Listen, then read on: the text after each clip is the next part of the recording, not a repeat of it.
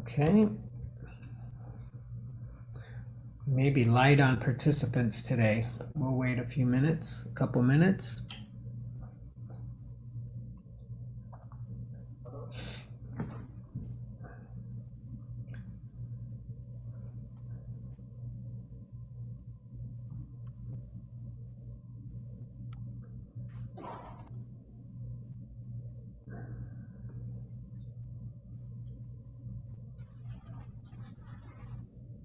So one interesting thing about the weather here is that today it's going to get to be 33. So it's starting to warm up. But it's dry, I guess, like Madrid. Yeah, maybe Madrid might even be drier, but here it's hotter. This is real desert, real California desert with cactus and sand and. Okay. And it'll get. What's that? A story on how overdeveloped that part of the world is becoming, because a lot of people just want to go over there and Airbnb themselves, and so it's a lot of development is happening in the desert area. I'm not sure if it's in the same area where you are, but generally speaking, in that vicinity. Oh yeah, there's thousands of houses and places here. Yeah, it's quite developed. In the summer though, it's dead. It's quiet because it's too hot. So many people live here for 6 months or maybe 8 months, but they don't live here full time. Most people. Tim, you were asking about Pali words. Yeah, there are Pali words on the board. Okay, good. Nirodha. Not. Okay. Well, good. Okay, well, I'm glad some bodies have shown up to Saladana. Welcome. Why don't we introduce ourselves just so we can kind of put our name in the room and be part of a Sangha. So maybe starting to Carlos's right. What's your name? Guillermo. Guillermo. Okay, welcome, Guillermo. Christine. Juanma.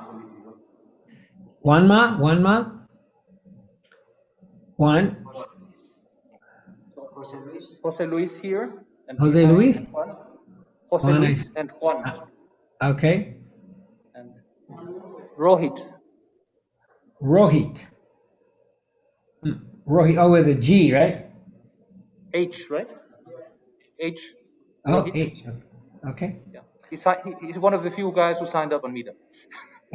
Well, thank you for doing that, Rohit. And then online, if you're willing, starting with Gore.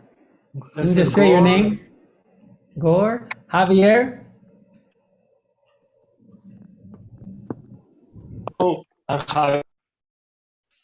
Welcome, Javier. And then we have a new person named iPhone. Evie. Oh, Evie, there you are. Okay, now I can see you. Hello, Evie. Okay, thank you. I'm going to put you guys on mute here. I'm going to change this so I can see. No, I think I'm going to pin the room. Okay, so especially in the room, is anybody first time to Saladana? First time? La primera vez aquí? No? Okay. Good to know.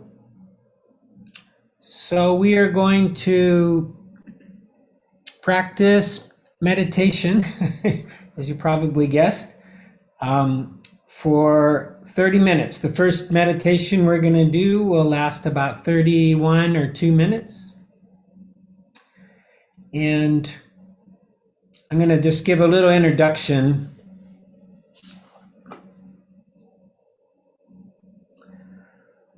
So much of the time, the reason we may not have a very pleasant meditation experience is because of our expectations, right? Our expectativas.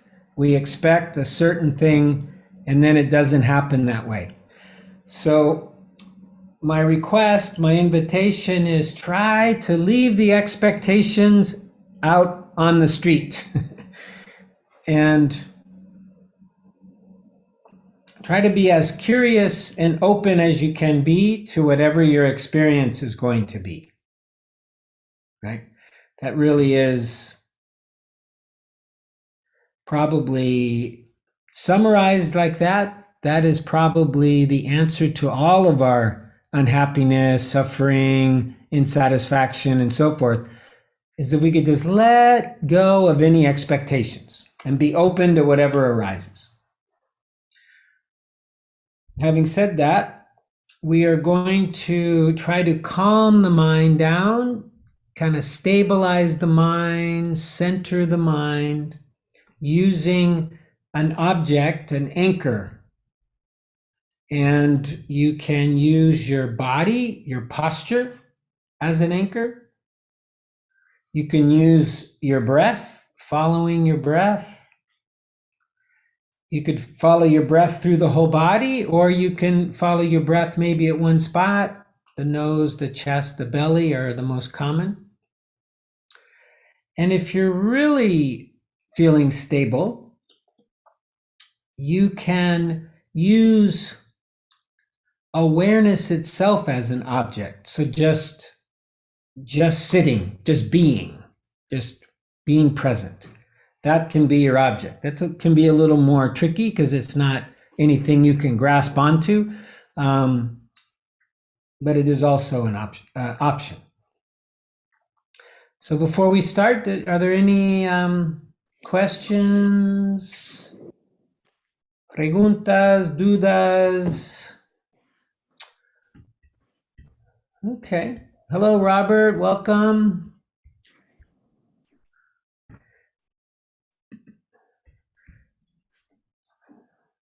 Okay, so we're going to meditate for about 30 minutes.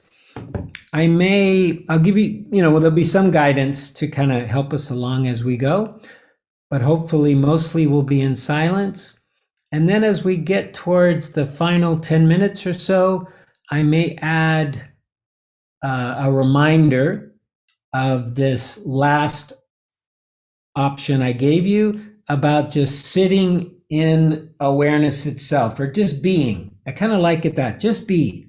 Don't do anything. No hagas nada. Just sit and just be. And see how that is for you. If, it may not work, but we'll find out. Okay. Here we go.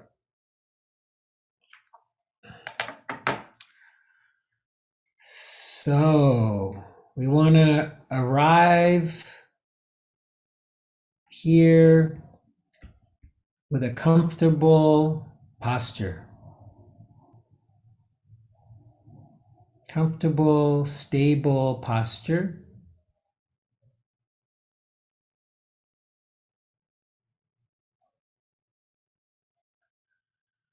And just start off by connecting to your posture, your body sitting here in this present moment.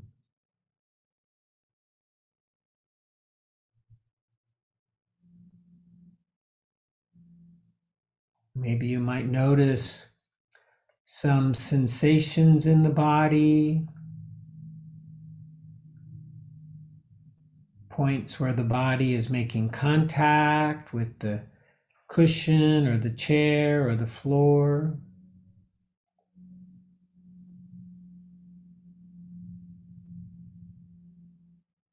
There may be currents of energy flowing through the body that you're able to notice.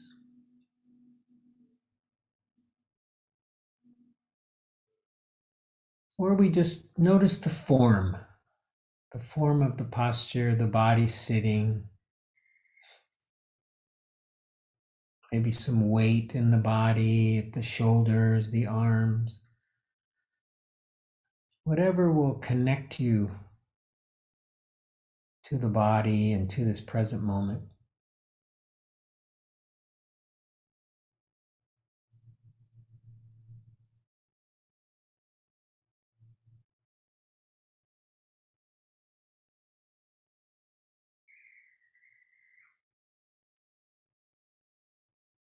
Now you could just stay with the body as your anchor,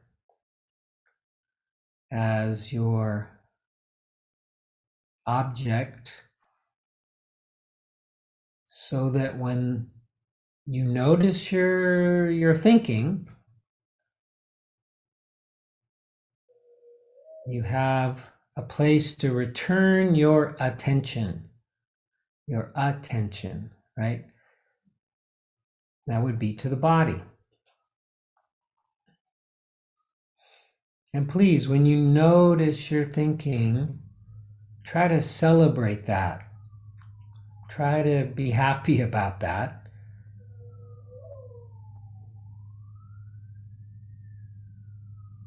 Don't criticize your mind or criticize yourself or judge yourself, because it's absolutely normal that the mind will get lost in thought, will think, and that then we notice it. So when we notice it, we're awake again, we're able to be mindful again, and then we come back to our anchor, in this case, the body.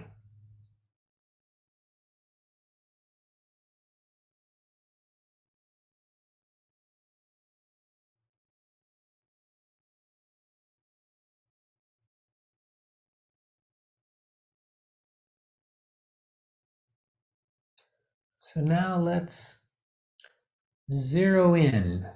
You could say, let's narrow the attention a bit and find the breath. And what we're really looking for here are sensations associated with breathing. So how does it feel to breathe? Or maybe more importantly, where do you feel the sensations of the breath? In the belly, maybe the chest, the nose. Just being aware of those sensations of breathing. So in this case, we're still staying quite connected to the body, but we're a little more narrowly focused on the sensations affected by the breath, caused by the breath.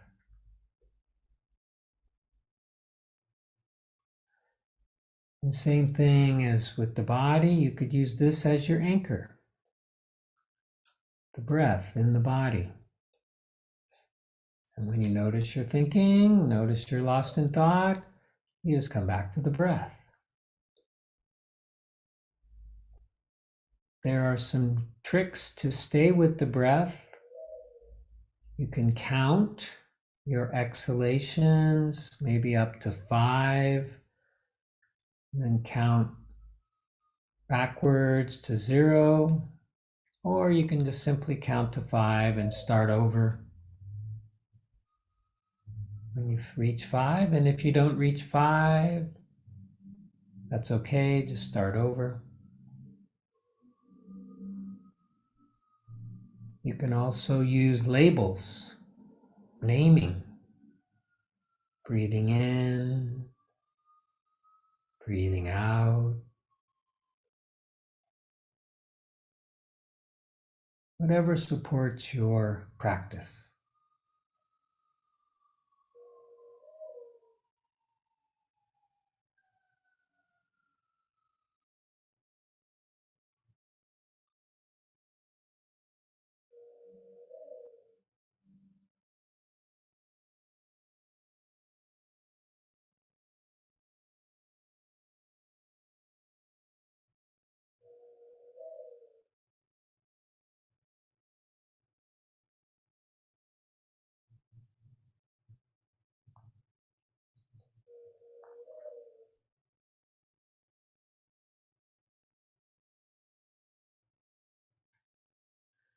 Now the last option I'll offer for your anchor is to pick one spot, choose one spot to follow the breath.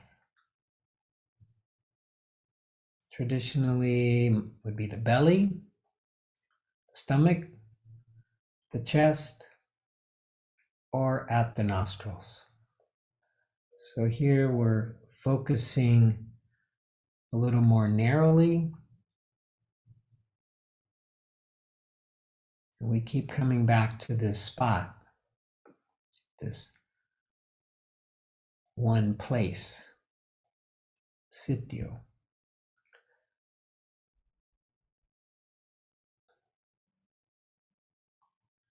And I would say if you're feeling anxious, excited, lots of energy, I recommend the belly.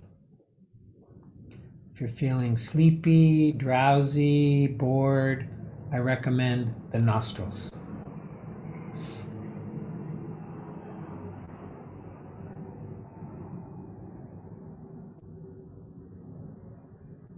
And once you've chosen your anchor, stay with it. Don't mix it up too much. And we'll practice now for a while in silence, just coming back again and again with curiosity, kindness, cariño to our anchor.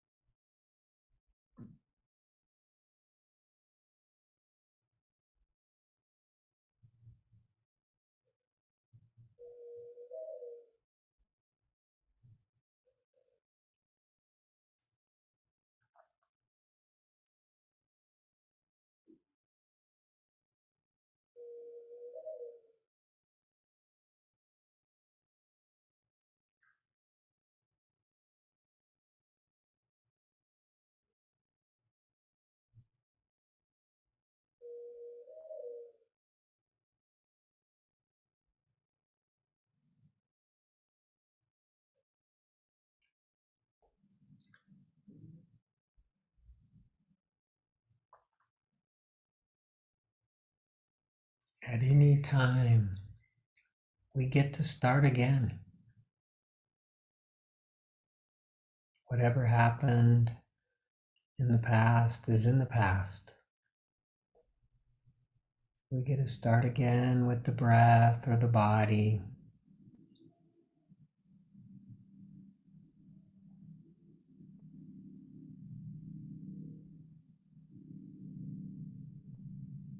And these little moments are cumulative. The more times we can come back to the breath or back to the body, back to our anchor,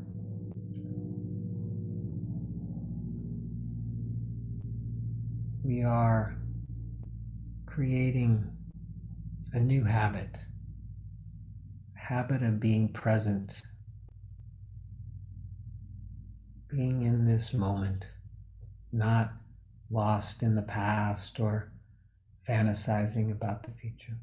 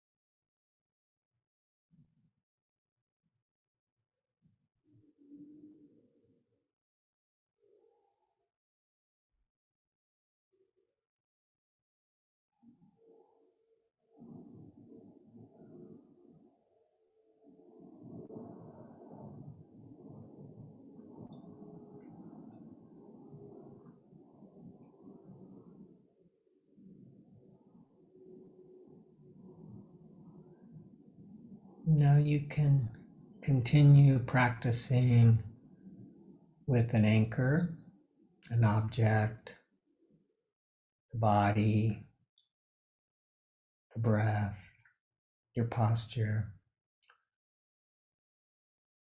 Or if you're interested and willing, you can shift your focus a little bit to let go of any anchor, anything in particular, and just let your attention float, you might say.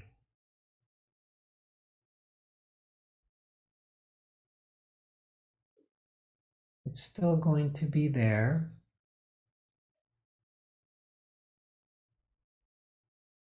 You just let it rest in beingness and presence, which may be kind of abstract. So one trick is to maybe imagine you can see with your eyes closed. So just look from where you think your eyes are into your mind, into your head.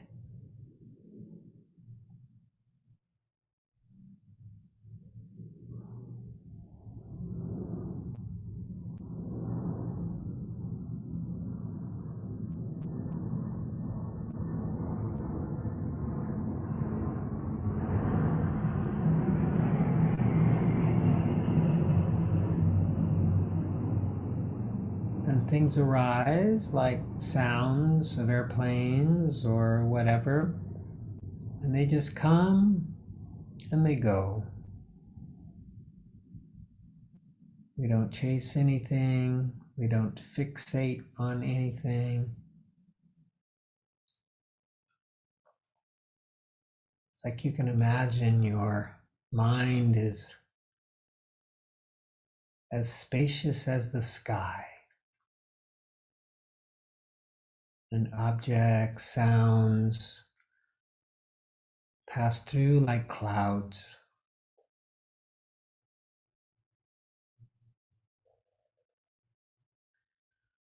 Another trick is to just remind yourself, just be. Justo ser, simplemente ser, nada más. No hacer nada. Ser.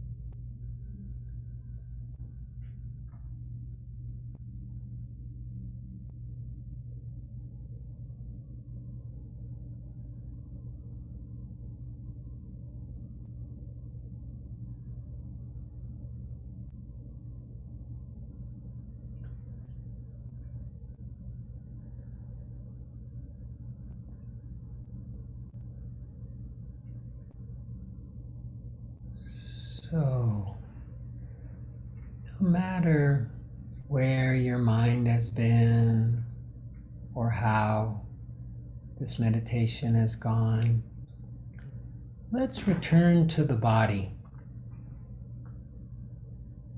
Much like we began, let's connect to the sensations in the body. Maybe they're different now. Maybe there's some body parts that are sleeping, tingling, or maybe even some pain or discomfort.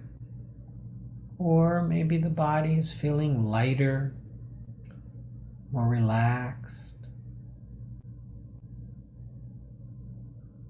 Just feel your body, inhabit your body once again.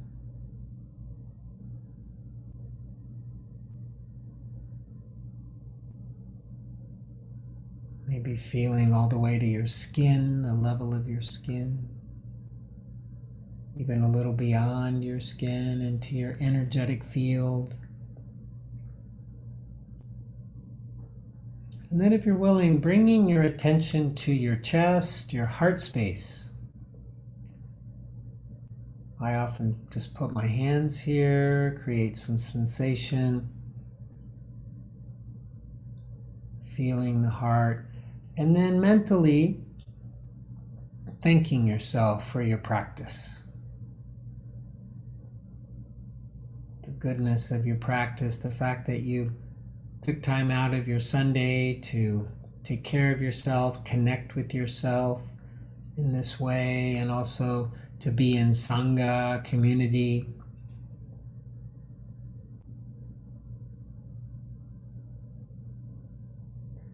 And then mentally thanking the others present in Saladana or online. Thank them for their practice, supporting our practice. And then imagining you could take this gratitude, this goodwill, and send it out in all directions, touching all of life, wishing that all beings be happy and well and safe. And when you hear the sound of the bell, which I brought my bell with me, just seeing what arises in the mind and in the body.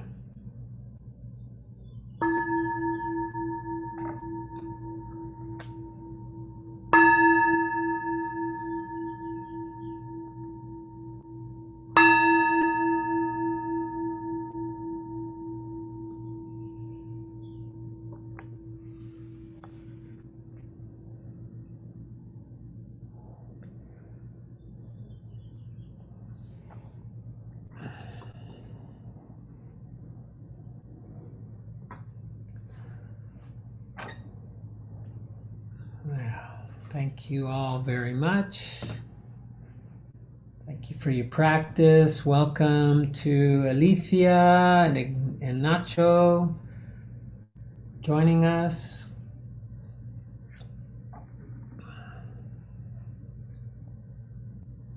Thought maybe we'd take just a couple minutes and talk about the practice a little bit, especially I can imagine the third option of just being present or aware of being might be a little abstract for some people. And I think it's worth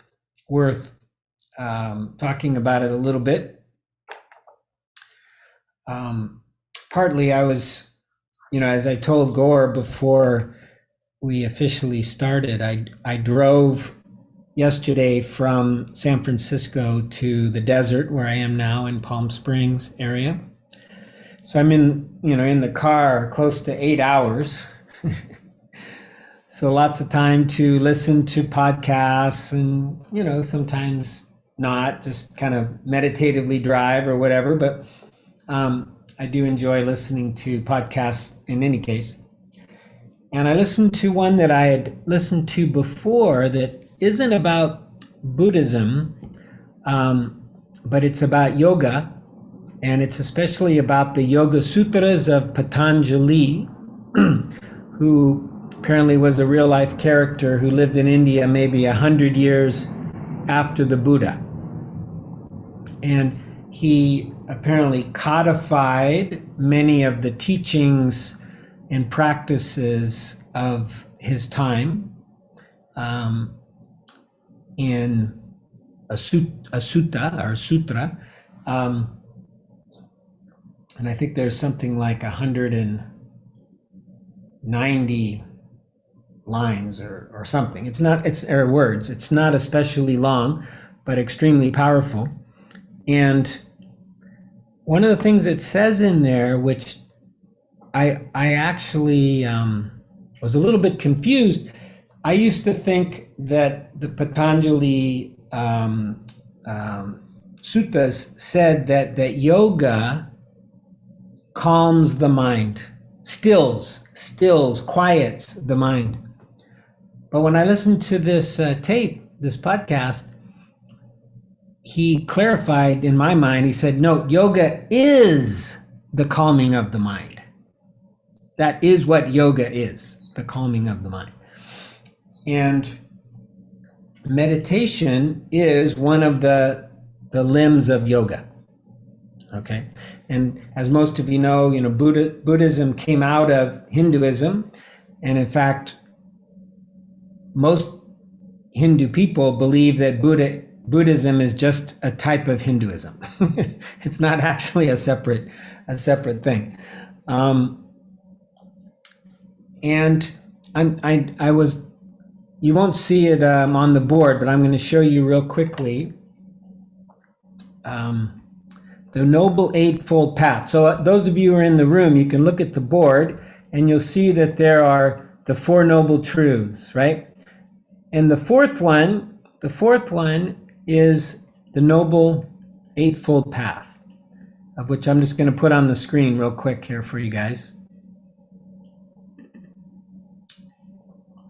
So hopefully online you can see it, and in the room you can see it. So especially this last one here,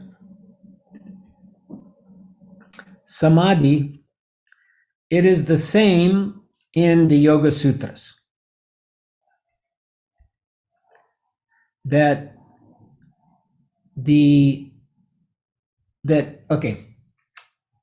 In Buddhism, it's the cessation of suffering. So I'm going to go back to our Four Noble Truths. Let's see if I go like this. Four Noble Truths, where do I have them? Maybe they're here. And then I go like that, right? Four Noble Truths. And then in the room, you should be able to see it.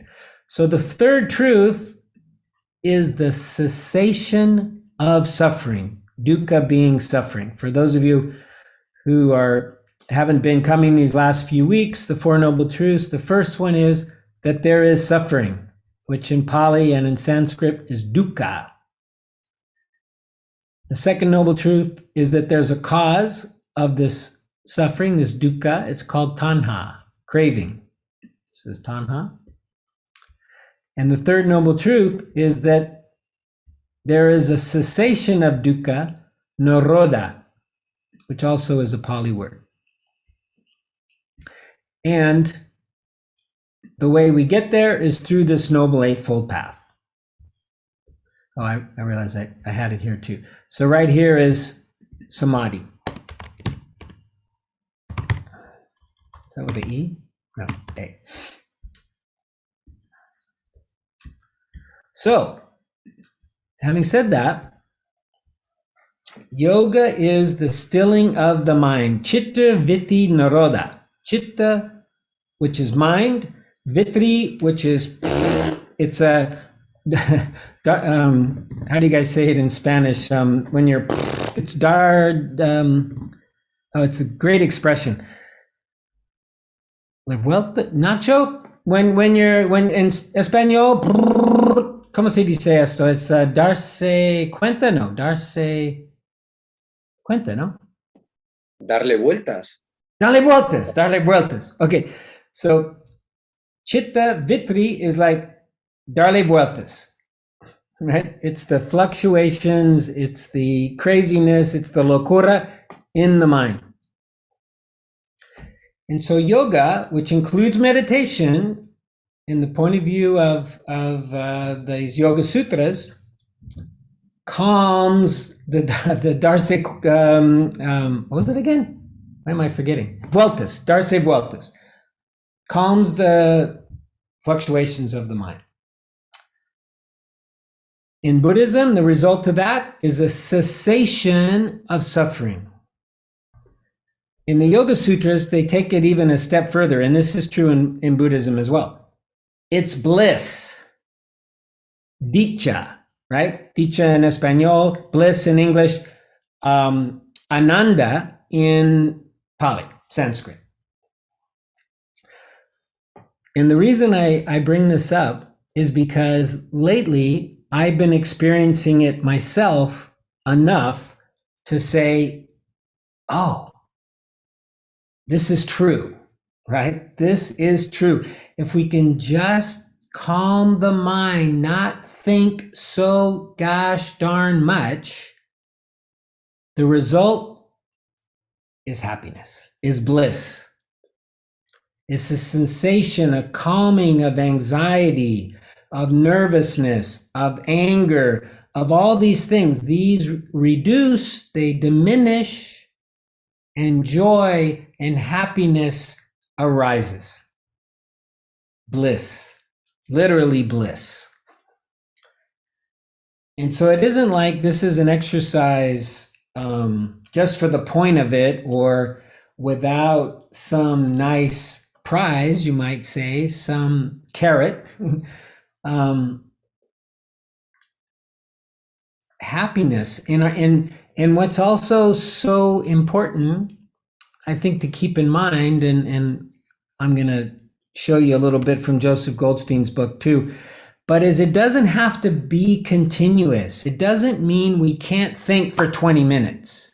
Good luck, right? Unless you're in long-term retreat, you're not going to not be able to think for 20 minutes unless you're dead. Even when we're sleeping, the mind is still going crazy, right? Unless we're in deep sleep. But many times for even a short period accumulates.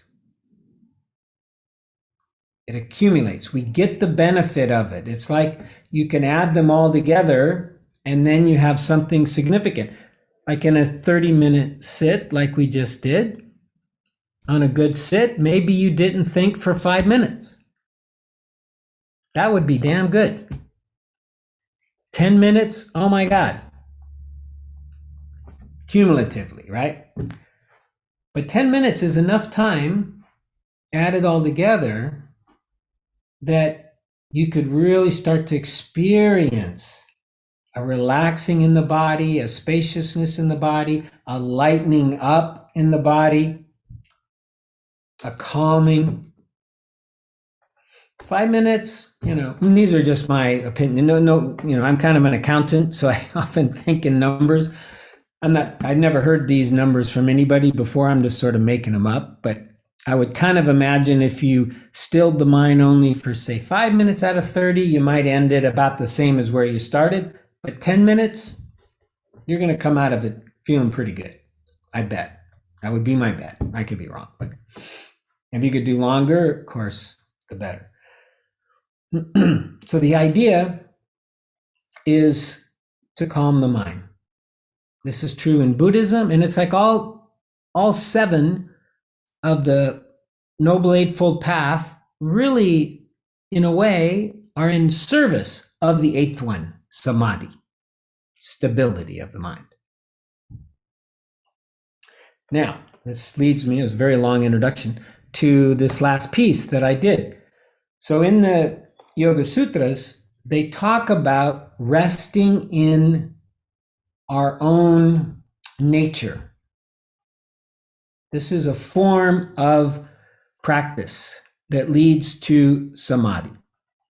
Now, in Buddhism, we don't, I don't know if you guys are Buddhists, but amongst Buddhists, we don't, they don't, he didn't think that there really is a true nature. More like things are empty and it's just momentary experience. Everything is impermanent, comes and goes. But in Hinduism, they have this belief in the Brahman, the Atman, and this pure consciousness, and this is our true nature. But anyways, it's the same thing. It's basically the same thing. It's just consciousness. It's awareness, conciencia, nada más. And so we can be aware of awareness. This is how we modernly talk about this practice, aware of awareness. Now, awareness is pure and still and quiet. It doesn't care what it's looking at. It's just this energetic thing. And so when we're aware of it, when we're putting our attention, because we can only put our attention on one thing at a time, right? If we're putting our attention on awareness itself, it calms the mind. Because awareness itself is, by its very nature, calm. It's just conscious, just noticing, not judging, not criticizing, not grasping, nothing. It's just noticing. So then when we notice the noticing, we put our attention on the noticing, the mind calms. And when the mind calms, there's more awareness of the stillness. It becomes even stronger and more obvious, and then easier to pay attention to. And then you just get this positive feedback loop to the stilling of the mind. It is not a beginner's practice. Even on long retreat, like a month-long retreat, they may not even introduce it until the 4th week. So I take a little bit of a chance, but sometimes we can just do it in a 30-minute sit, no problem. You can just kind of get there where you just sit and you be, which being is just being aware. That's all that is. Being is being aware, nothing more. And if you can be with it for 30 seconds, 45 seconds, a minute, whatever, you will notice the difference. And you'll be like, wow, that's cool. I like that. And this is what meditation is about, right? It's about doing something you like, enjoying it. This is not some castigation practice, we're beating ourselves. No, not at all. This is about joy. This is about being happy. This is about being free from suffering. Okay, very long rant there, but now, any questions about meditation, or anybody who wants to comment about how that meditation went, or even your home practice?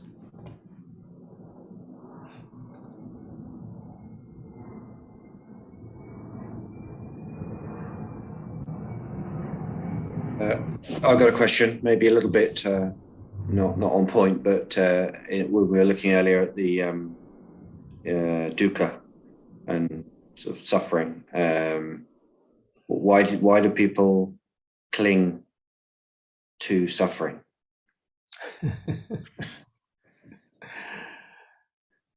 I think we cling. It's really habitual, right? And this is really all about habits. We are trying to create more healthy, wholesome habits with our practice. And probably at this point in our lives, we have an accumulation of unwholesome, unhealthy habits. And many of the clinging, the grasping, the holding on that we do really can go back to survival instincts when we were primates living in caves. I mean, some of the things that we needed to survive now are not needed. And they weren't about whether we suffered or not. They were just about whether we survived and whether we propagated our species and continued our gene pool or whatever.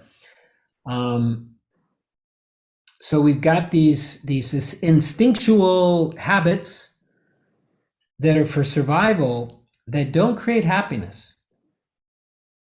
They may keep us alive, but nothing more. And then also we have these habits that we get into for whatever reason. We're very habit-forming creatures, and we'll cling to them. And, you know, classic example is like taking drugs or alcohol, right? Some people continue to drink alcohol or take drugs, clinging to it, addicted, right? That's addiction is a form of clinging, even though it's wrecking their lives, destroying their lives maybe, and they still hold on. Why? Because it is such a deep habit. They can't, you know, I do this. For those of you who don't know me, this is my image of a neural pathway in the brain, okay, in our nervous system. And I have no idea what it actually looks like, but I always do this to just show that it's kind of like a valley, and the habit is way down here in the valley and it can't get out. So you're just stuck. You're stuck in that valley, just doing it the same way over and over again. And in a way, practice is about opening up the valley so that we can get out with the habit. And then we want to create this new valley of good, wholesome things, being present, being in the present moment. You know, we do this through meditating. So I think, Robert, that's good. Really Good. just habits. Yeah, I like the visual representation as well. It's quite. Did you like that? I like that. Yeah, no. And I have no idea exactly what a neural pathway looks like, but No, but the idea of it being low down in there and yeah, opening up for me is quite helpful. Thank you. you're welcome. You know, and in Eastern, especially Indian thought, but I would probably say also even Chinese, Taoist thought and so forth, but especially Indian thought, the amount of free will, right, that we have to change these habits is really quite limited. It's not very much. But it is enough that if we keep practicing, we can start to see a difference. I've seen it in my life. You know, I came to practice as an older man, 50 years old. So my neural pathways were pretty deep, right? I'd been practicing unwholesome things for 50 years. But after 15 years, and this is, you know, it happened much quicker than 15 years, but I just see how it just continues to change for me, continues to change in a positive, what I think is a positive way. You know, much more joy in my life, much more happiness, much more compassion, but not so much that it's overwhelming. Like today, for example, I was reading El País, the Spanish newspaper, a little bit about Ukraine, and it was talking about a man in a village, or it might have been a city, I don't know, in a town, looking for like 5 members of his family. It's like, that just breaks my friggin' heart, right? My mother right now can't walk. 4 months it took her to get to this state. Just imagining multiplying that by whatever, 100, you know? And I immediately cried. I just felt tears for this man and the horror of that. But it passed through me. The sadness passed through me, and I was good again, quickly. My brain didn't attach onto it, think about it, you know, create suffering in my head. This is a result of the practice. The old me, I would have obsessed about it. I would have, you know, as if I can do anything about it, and I can't. But that was my old habit, to obsess about how to win this war, how to get Putin out of there, you know. So I still felt the suffering. I felt compassion. I touched my heart, and I bounced right back. Equanimity, as we've talked about.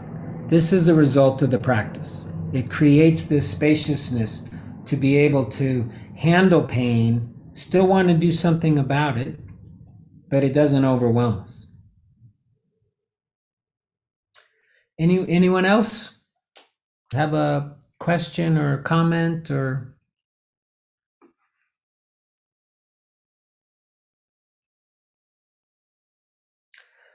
Okay, so why don't we do a little walking meditation? And for those of you who are new to walking or want a little refresher on this, one thing I love about walking meditation is we can do it every day, regardless of whether we're at home or not, right? We can just walking down the street, you can walk mindfully, you can walk with presence. So in this case, what we do is rather than pay attention to the whole body, I mean, you can do it that way, or the breath. In this case, we're paying attention, we're putting our attention on our feet touching the floor. So that's the object, the anchor. It's just feeling the feet touching the floor. Or you could focus just on the process of moving, walking. Lifting your foot, moving it forward, setting it down, lifting your foot, moving it forward, setting it down. You could also let that be your anchor. And believe it or not, you also can do a full body awareness walking meditation if you like. The one I prefer though is just the contact with the floor. So why don't we do that for about 6 minutes? It's okay. And when the mind wanders, and it's gonna, we just notice, we go, thank you for being awake again. And then we bring our attention back to the walking. Okay?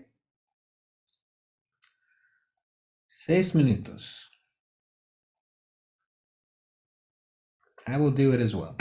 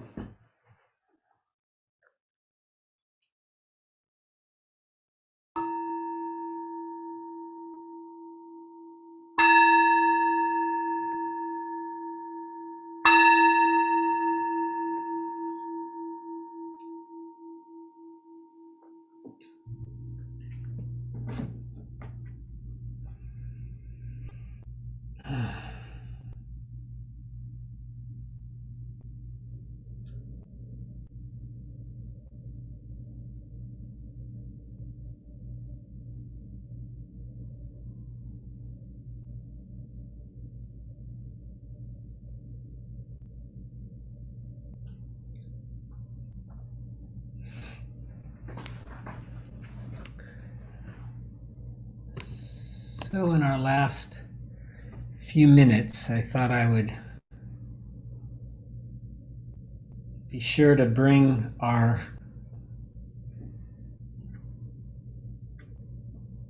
favorite source. That's Joseph Goldstein. Bring his book into the room. So for those of you who are relatively new or haven't been coming the last few weeks, hold on 1 second, got a airplane overhead.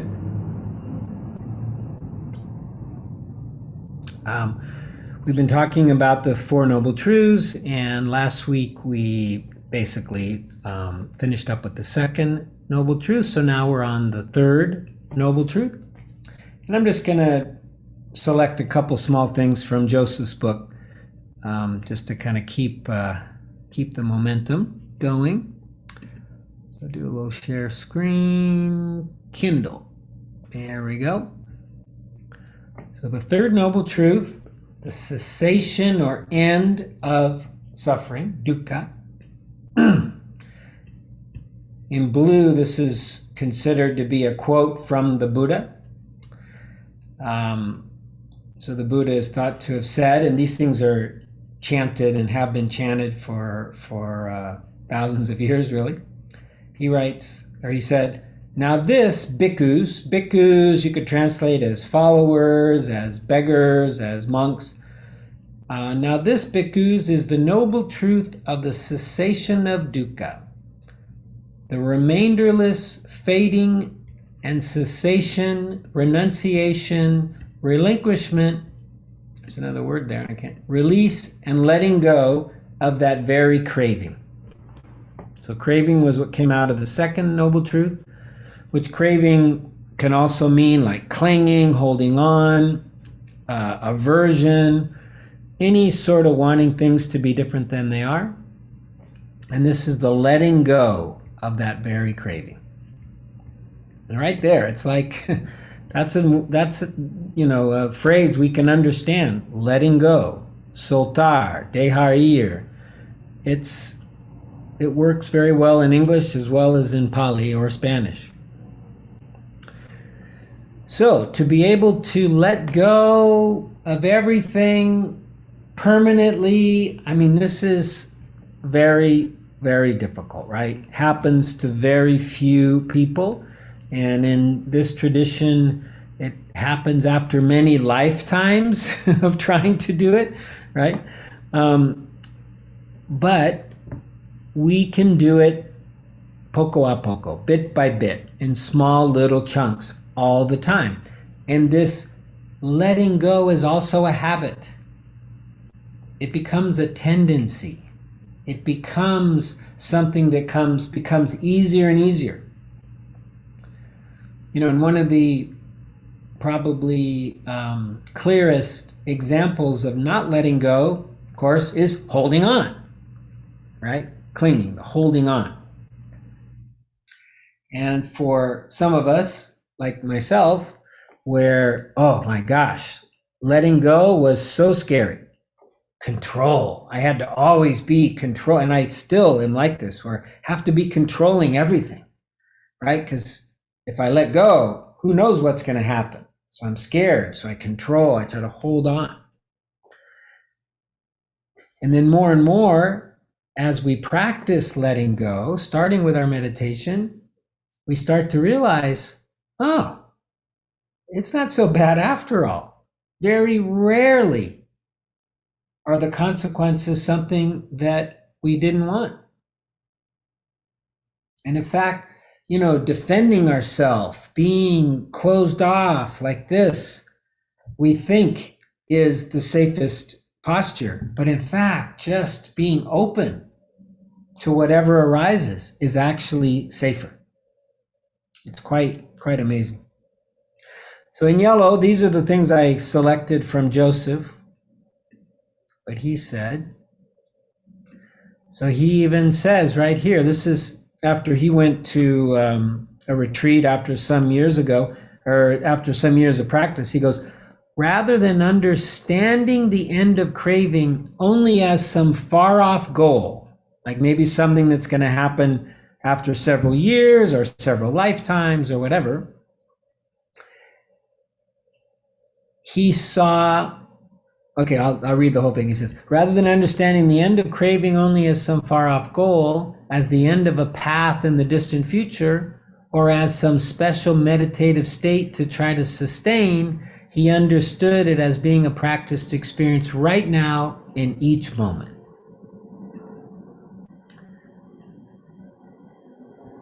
Let's see where we are. Time, okay. See, do I want to read this? Yes. Okay.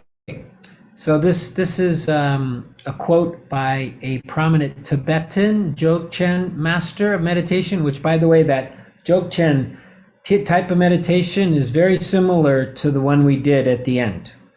It's about just being, open awareness. Anyways, he says, he spoke frequently of recognizing the nature of mind, its empty, aware nature, free of clinging to anything. So this is very much like in the Hindu Patanjali perspective of pure consciousness. It's empty, spacious, aware. That's it, nada más. That's the nature of the mind. But the important thing he says, for short moments, many times. This is really kind of the key. Is, whoops, what'd I do? Short moments many times. This works. Don't be fooled. It doesn't have to be continuous. It won't be until you reach Nibbana. But we can do short moments many times. In fact, there's one teacher, Ranger Mingyur Rinpoche, possibly related to this guy. Not because of the Rinpoche, that's a title. But he said, rather than struggle through an hour-long meditation, he would rather you do 23-minute meditations in a day. He thinks that would be more beneficial than struggling through an hour. So just to read this last sentence, this can be a framework for understanding our own practice of letting go of craving. Short moments, many times. Short moments, many times.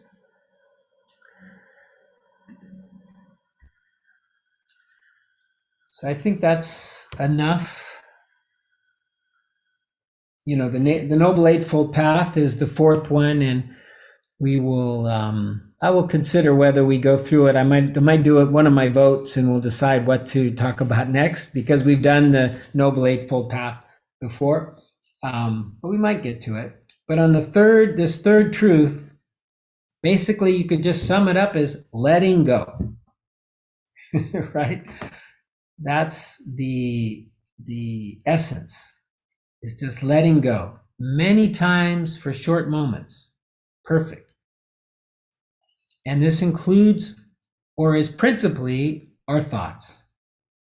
Letting go of thinking, letting go of these fluctuations of the mind, letting go even of our beliefs. You know, one of my teachers is going to write a book on know nothing, the know nothing mind, nada. I know nothing. That is such a liberated state to be in, right? To not have a belief to defend or argue or whatever, just to be open. Anyways, okay, enough of that. I know, I think is Javier still with us? Yeah. Javier wanted to make sure we had time for some questions and comments just about the Dharma. So here's a time for that. If anybody wants to ask a question or make a comment.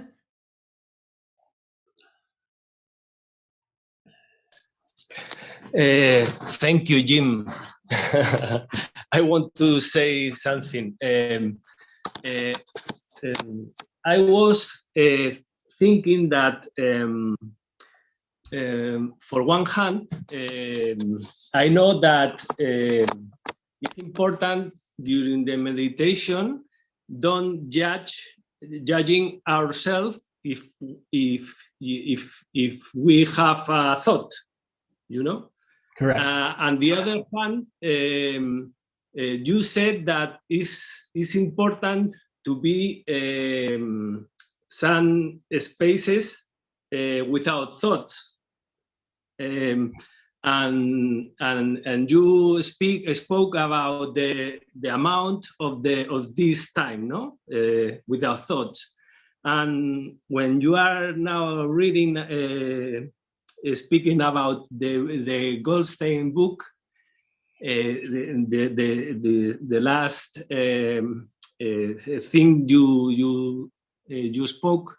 When Goldstein spoke about letting go, maybe I thought that letting go is also letting go of it's difficult for me to explain that. If you have a thought and you contemplate the thought, I think it's also letting go. I don't know if you understand. Yeah. Okay, there are contemplatives who probably would agree with you. And I'm going to go out on a bit on a limb, like we call it. I'm going to go out on a plank here. I could be very wrong, you know. And I'm going to reduce this to a real basic thing. The contemplation of the thought is not in the context of the thought. That is much more Western philosophy where I think, therefore I am, you know, type of philosophy, Descartes. Contemplation in a Buddhist perspective is to see its impermanence, to see the imperfection of it, and to see the in-person of it, the lack of self in it. This is contemplation in a Buddhist context. It's to see these three characteristics of all conditioned things, none of which bring us happiness, because all things are impermanent, all things are inherently unsatisfying, and all things are not self. So the contemplation is a little bit different. So we're not in the words. We're not thinking about what we said. Where did it come from? What does it mean? No, we're just noticing how this thought is impermanent. It just came out of nowhere. It's there for a moment and it will go. This is how we contemplate in Buddhism. And that observation of the thinking in that way is very liberating, very freeing. You're not in the weeds of the words. You're not, you know, because that's just going to create more suffering, quite honestly, in my opinion. It's papancha, we call it, where you just get, it's seeing it in a different way. So I hope that answered your question. Yes, I was thinking that sometimes when I see a thought, I was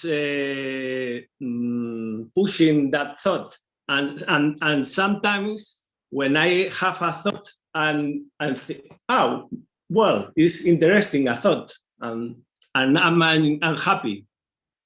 I like that second way. That's what we want to cultivate. That second way, exactly. We don't want to push away our thoughts. No.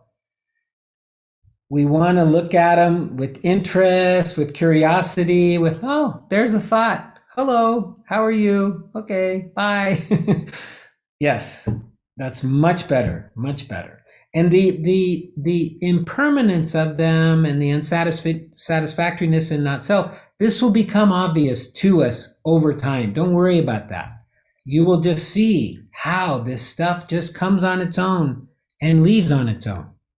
We have no control over it. This stuff becomes more and more obvious, and as it becomes more obvious, we let go more. We just do. It's just a natural response. Yeah, good, Javier. Way to go. Thank you.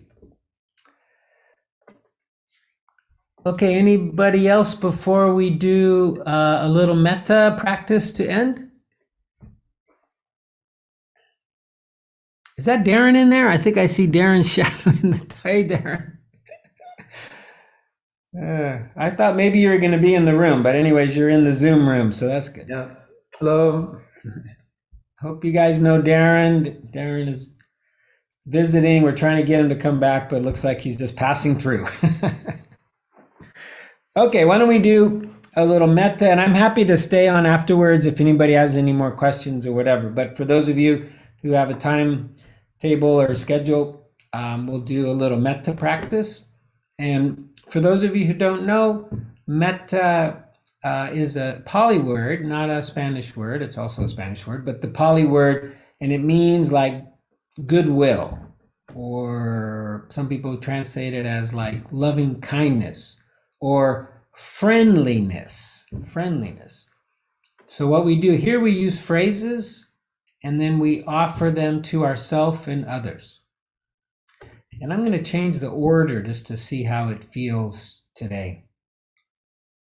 So I'm going to start off with me, yo, us, the first person. So first we offer it to ourselves. Again, I put my hands often on my chest when I do this. May I be well. So you can say that mentally to yourself. May I be well. May I be safe. May I be happy. May I live with ease.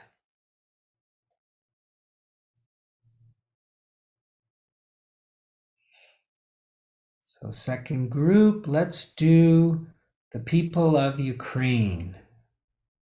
So we call this like the benefactor. Could also be somebody you really admire, but maybe in this case, we'll do the people of Ukraine who are suffering. May they be well. May they be safe. May they be happy. May they live with ease.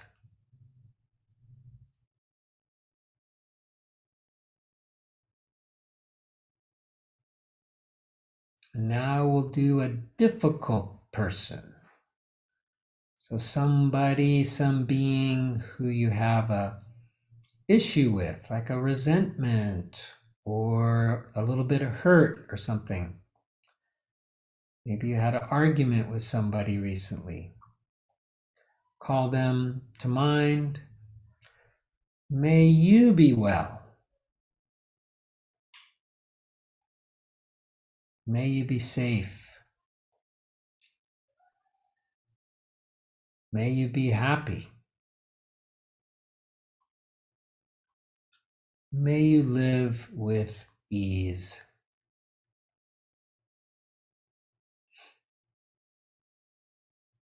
And then we'll do all beings. May all beings be well.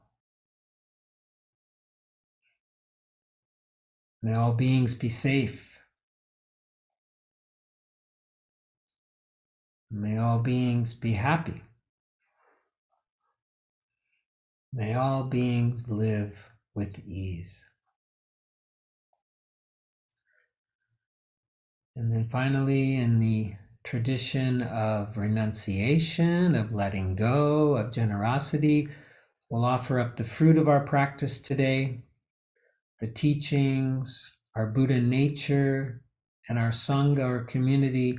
Offer these up to the benefit of all beings. May all beings be happy and peaceful, healthy and strong, safe and protected.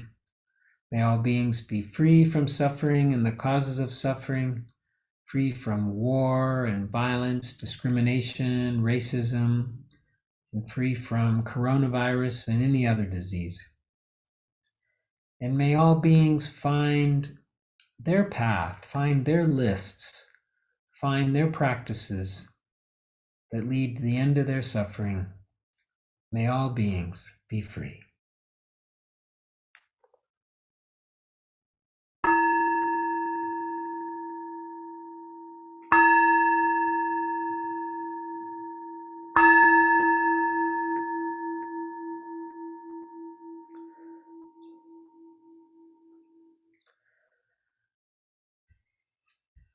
Okay, well, thank you very much. Just have a couple of quick announcements.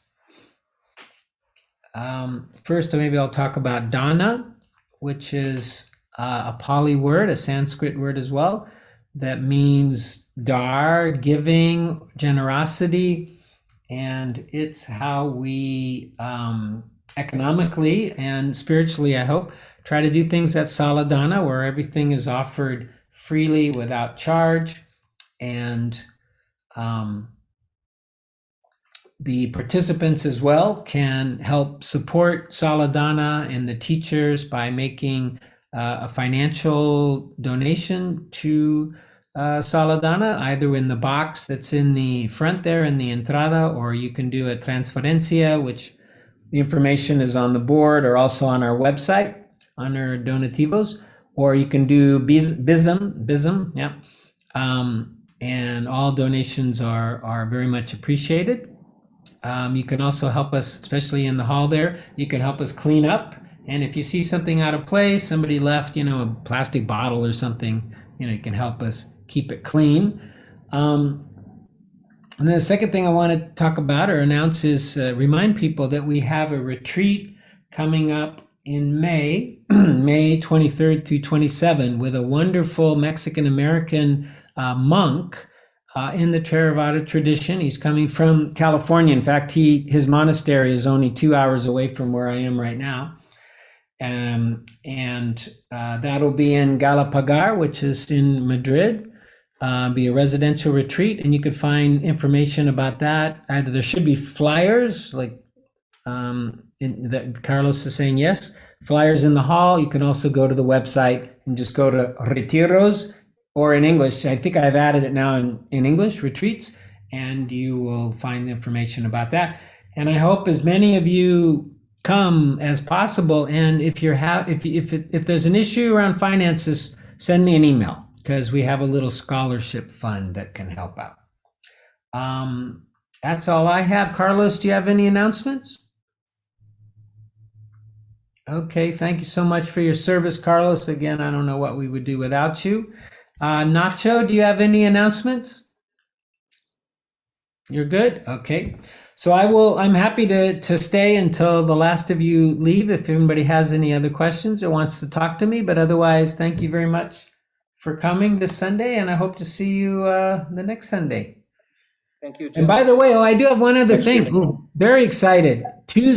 Starting Tuesday at 10:30, we have a new class, Zen 1. You're going to want to go. So we have a Mexican-American, or Mexican, not even American, Mexican Zen teacher who will be with us for 3 months. And he'll be offering a Zen class Tuesday mornings from 10:30 to noon, and every other Thursday afternoon, evening also. So his name is Leon, and I really hope it'll be in Castellano, but I really hope that you check it out, and I can't wait to get there and check it out myself. Yeah. Okay. Thanks, Jim.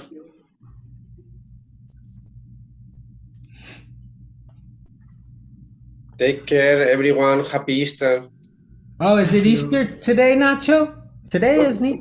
We are beginning the holidays of Easter since last Friday, so When is the actual Easter Sunday? Is that today or next week? Oh, next Sunday. this Sunday is Domingo de Ramos, but it's really next Sunday when it's Resurrection Sunday.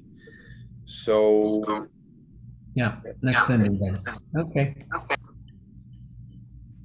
Thank you, Jim. thank you. Thank you, Evie and Alicia and Darren and Javier, and I guess Good week. everybody. You too. Take care. Thank you. Bye.